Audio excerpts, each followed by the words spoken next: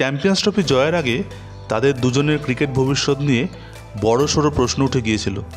বলা হচ্ছিল চ্যাম্পিয়ন্স ট্রফির পরেই হয়তো একদিনের ক্রিকেটকে বিদায় জানাবেন বিরাট কোহলি এবং রোহিত শর্মা। এমনকি ফাইনালের আগের দিন সাংবাদিক বৈঠকেও শুভমন গিলকে প্রশ্ন করা হয়েছিল রোহিতের অবসর নিয়ে।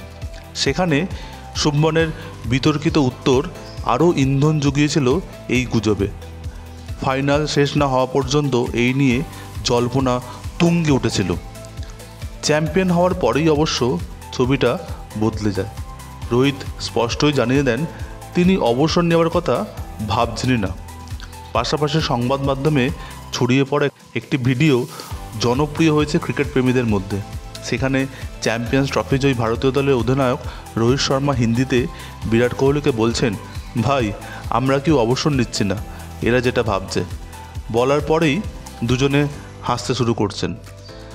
ভারতীয় ক্রিকেট প্রেমীদের কাছে এটা খুবই আনন্দের খবর যে এই দুই কিংবদন্তি ক্রিকেটার এখনও দেশের হয়ে বহুদিন খেলবেন। তাদের হাত ধরে আরও অনেক ট্রফি ভারতীয় ক্রিকেটে আসুক, এটাই দেশবাসীর একান্ত কামনা।